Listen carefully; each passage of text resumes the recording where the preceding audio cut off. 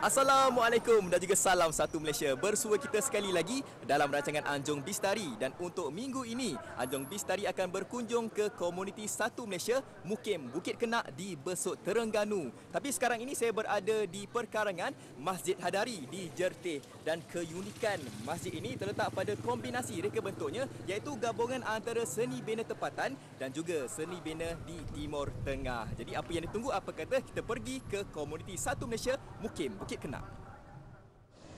Menarik minggu ini, projek benih padi gemilang tingkat pendapatan petani. Kilang indah rasa pengeluar produk halal dan berkualiti.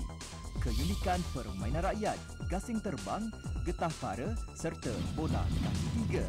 Dan berhibur bersama kumpulan diketari Sanggar Budaya. Besut sebuah daerah di bahagian utara negeri Terengganu dan bersempadanan dengan negeri Kelantan di bahagian utara dan baratnya. Terdapat 15 mukim dalam pentadbiran Besut, salah satunya Bukit Kenak. Mukim Bukit Kenak terletak kira-kira 4 km dari Pekan Jertih dan 7 km dari Bandar Besut. Berkeluasan 1,910.1 hektar dengan jumlah penduduk seramai 12,452 orang, 100% Melayu.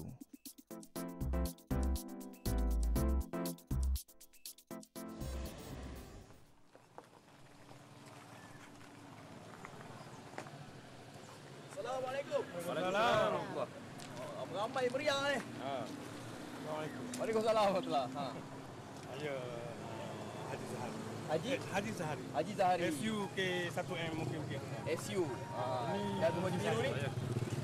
Musi K1M mungkin. Muda pengerusi kat sini. Cik Ridwan. Encik Ridwan. Ya. Komuniti Satu Malaysia kat sini, apa nama, sudah lama ditubuhkan? Lebih kurang dalam 6 tahun dah. Dah 6 tahun dah. Jadi saya lihat kat sini pelibatan seluruh kampung kat sini memang aktif Memang aktif. Sini ada kerjasama yang baik dan pada hari ini kita ada program gotong royong di Kupu dan saya akan serahkan kepada Cik Isyam. Oh, Cik Isyam. Cik Isyam sebagai pembantu. Oh, jadi Cik Isyam ni lah yang kat teman saya. Ya. Pembantu Cik Fadli. Program pada hari ini. Tadi cakap pasal gotong royong kan? Ya. Jadi apa antara aktiviti-aktiviti lain yang ada dekat sini? Kat sini kita ada aktiviti kebudayaan, kita ada aktiviti kesenian juga ada. Lepas kita ada sukan, ada permainan tradisional pun kita ada. Banyak lagi lah aktiviti-aktiviti yang kita laksanakan di sini kerana kesepakatan penduduk di sini. Kita lihat ada sambutan di sini. Sambutan lah. Terutamanya dalam kebudayaan. Kalau lihat dulu dan sekarang, ada tak bezanya sejak kewujudan komuniti Satu Malaysia? Memang ada kewujudan sebelum dan selepas penumbuhan komuniti Satu Malaysia di sini, di mana bila kita wujudkan komuniti di sini, kita boleh kumpulkan komuniti di dalam mukim kita. Dulu kita buat mungkin satu kampung, sekarang pelibatan di dalam mukim itu sendiri. Jadi kita lihat di sini kesepaduan lah, ada kesepakatan dan juga ada kerjasama yang baik di kalangan komuniti di mukim kita nak di sini. Ketibaan saya ke komuniti Satu Malaysia Mukim Bukit Kenak Besut, Terengganu disambut meriah penduduk kampung. Turut serta ahli-ahli kelab basikal tua daerah Besut atau lebih popular dengan gelaran Kebat Best. Kelab ini ditubuhkan atas inisiatif Komuniti Prihatin Kampung Pulau Panjang yang merupakan salah satu kampung rakaian dalam komuniti Satu Malaysia Mukim Bukit Kenak. Tujuannya bagi mengembalikan nostalgia silam di mana suatu ketika dahulu basikal menjadi satu alat pengangkutan utama masyarakat desa dan bandar.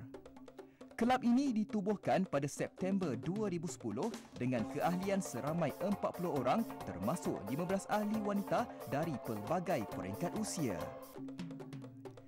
Sampai saja di Mukim Bukit Kenak ini, saya dan Hisham menyertai lebih 100 orang penduduk kampung bergotong royong membersihkan kawasan perkuburan Islam di sini. Aktiviti bulanan ini diadakan setiap hari Jumaat awal bulan dan kali ini lokasinya ialah di tanah perkuburan Islam Kampung Pasir Panjang dan Kampung Gongucil.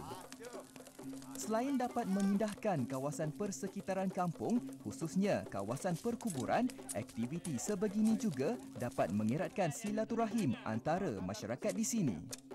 Inilah semangat yang perlu diteruskan dan disemai dari masa ke semasa.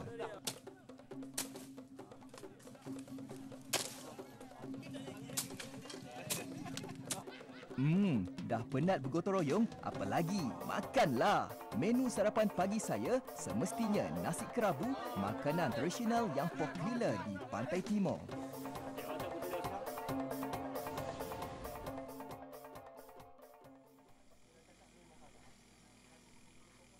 Selesai gotong royong, Hisham bawa saya ke projek ekonomi skim bekalan padi benih yang terletak di Kampung Gonggucil. Projek benih padi sawah gemilang yang bermula sejak tahun 1989 ini adalah cetusan idea Haji Muhammad Nur Mahmad, 86 tahun. Bermula dengan penanaman padi secara tradisional dan kini menggunakan peralatan berteknologi moden, beliaulah petani yang mula-mula mempelopori teknik-teknik baru dalam urusan penanaman padi. Berapa luas kawasan padi kat sini? Kita lebih kurang 60 ekar sebenarnya. 60 ekar 60 ekar. Jadi peserta padi benih kita ni kita terdiri daripada 27 orang peserta. Projek kita ni kita pernah menyertai anugerah Ilham Desa Peringkat Zon Timur, mewakili Zon Timur tahun lepas. Dan kita buat MOU dengan Peditech Resources Sendirian Berhad selama 5 musim. Dah 5 musim.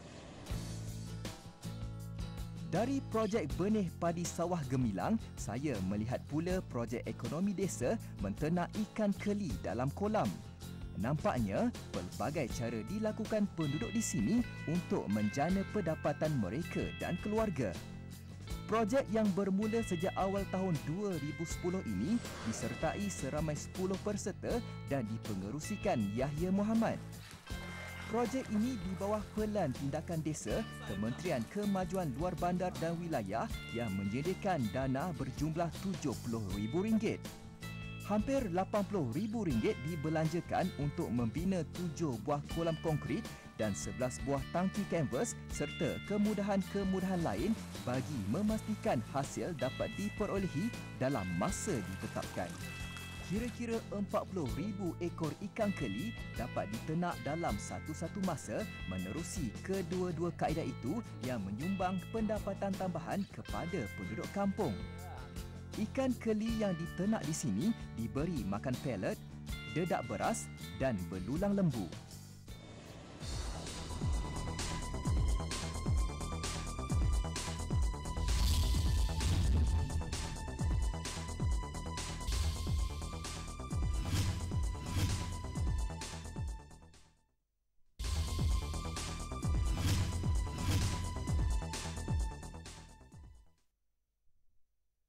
Kalau tadi kita dah tengok projek pertanian penduduk di Mukim Bukit Kenak, sekarang ini kita lihat pula aktiviti ekonomi golongan wanita di sini. Apalagi kalau bukan perusahaan kuih muih tradisional. Dengan modal permulaan hanya RM20 pada tahun 1993, ahli kumpulan pengusaha wanita KPW Kampung Layout Gerai Mukim Bukit Kenak, Besut, Terengganu mengasaskan perusahaan membuat kuih tradisional di sini. Usahawan bimbingan ketara ini seramai 5 orang diketuai Azimah Mat Gani.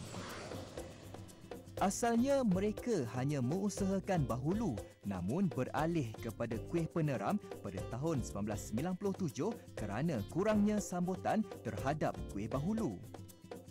Selepas 18 tahun terlibat dalam perusahaan kuih peneram, modal pusingan kini mencecah antara RM8 hingga RM9,000 sebulan. Istimewanya, kuih peneram dibuat menggunakan kaedah tradisional tanpa menggunakan bahan pengawet, tidak menggunakan tepung beras, sebaliknya beras pulut dikisar sendiri menggunakan mesin pengisar beras.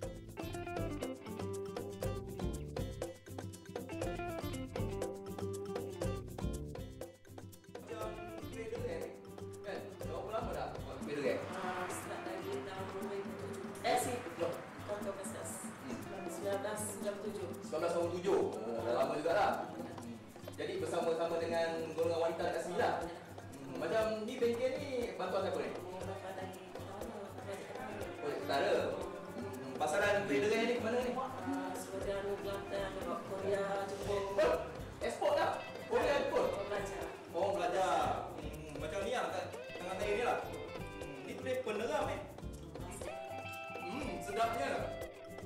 Beroperasi setiap hari dari jam 9 pagi hingga 3 petang, kira-kira 11,000 biji kuih peneram dihasilkan sehari. Dijual dengan harga RM2 sepaket, perusahaan ini menjana pendapatan lebih RM1,000 sebulan kepada setiap peserta.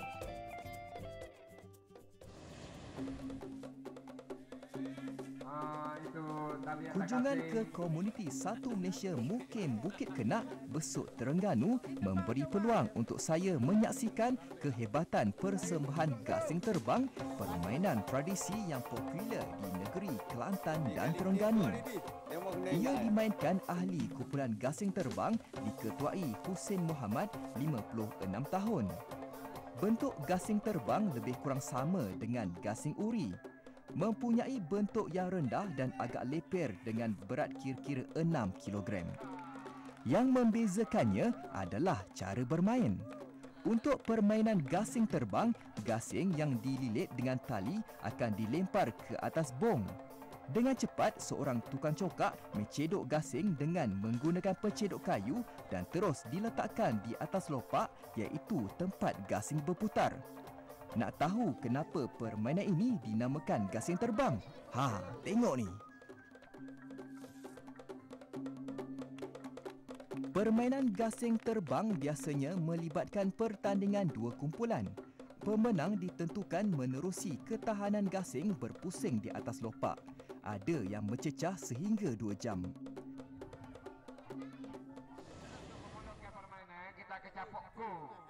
Permainan getah para, satu lagi sukan rakyat yang popular di Mukim Bukit Kenak. Biasanya permainan ini hanya dimainkan kanak-kanak lelaki, tapi istimewanya di sini golongan dewasa turut menyertainya. Untuk bermain permainan getah para tidak memerlukan banyak peralatan. Selain kayu yang dibenamkan ke dalam tanah, setiap pemain perlu memiliki getah induk masing-masing. Penentuan giliran menggunakan kaedah jarak balingan getah. Setiap pemain meletakkan getah taruhan masing-masing di atas para. Pemain giliran pertama melakukan bidasan menggunakan getah induk. Getah yang jatuh diambil menjadi miliknya.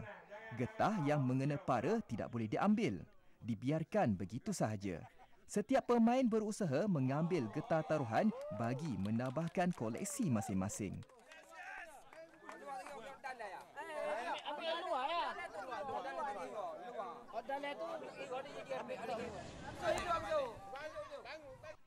Yang paling seronok tentulah permainan susun selipar atau dipanggil juga permainan bola kaki tiga. Saya pun tak nak lepaskan peluang bermain permainan ini bersama-sama penduduk Mukim Bukit Kenak.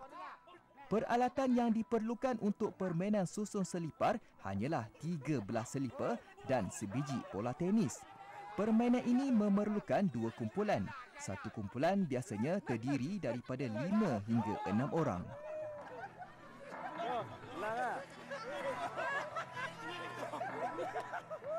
Selain permainan rakyat, ada juga sukan moden, iaitu petang.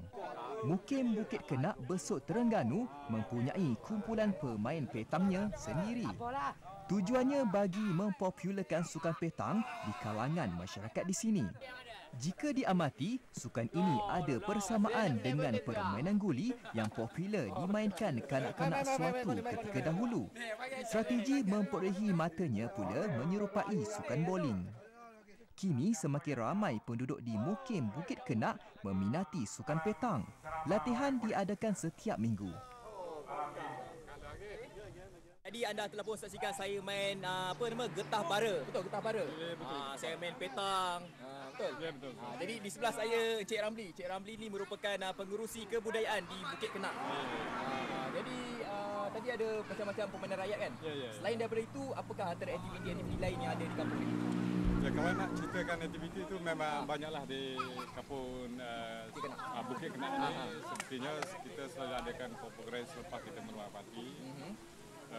Sempena hari kemerdekaan dan juga menjelih-jelih untuk menyambut wakil rakyat yang datang. Kita nak main Jadi saya lihat penglibatan penduduk kat sini memang sangat kata orang tu akrab lah kan. Saya lihat ada kanak-kanak orang tu muda sama-sama bermain penarian kat sini. Jadi apa rahsianya?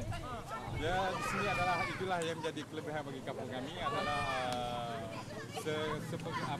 kepakatan kami. Sepakatan ya. Kita dengan Fokreng, semua warga kampung kami.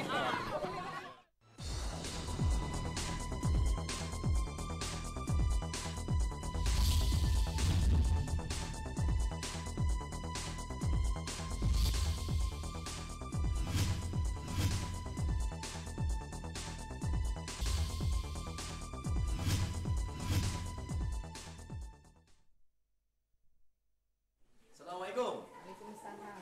Ni Kak Bat. Kak Bat. Yang puasa makanan ringan kan? Ya, main saya tau. Main sore lah. Sepatutnya dorang. Ya, betul. Isyam. Isyam ada kerja pula.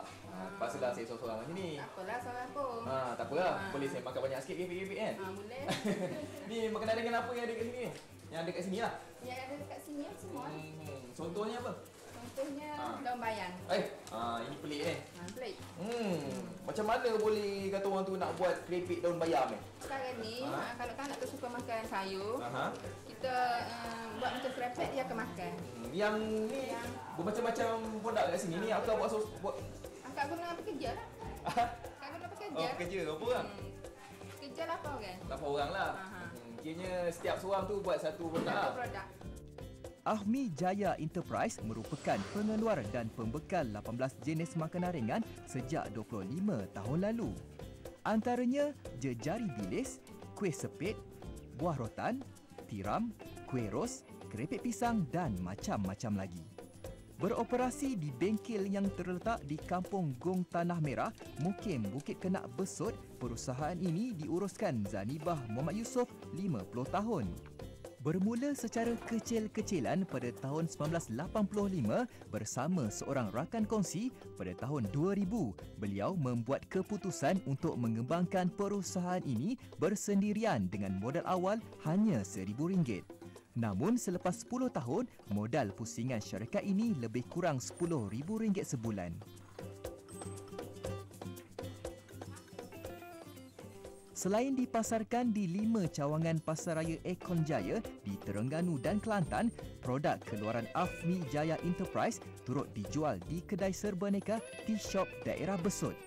Untuk tempahan, boleh menghubungi beliau di talian 017 954 9631 atau 019 900 9631.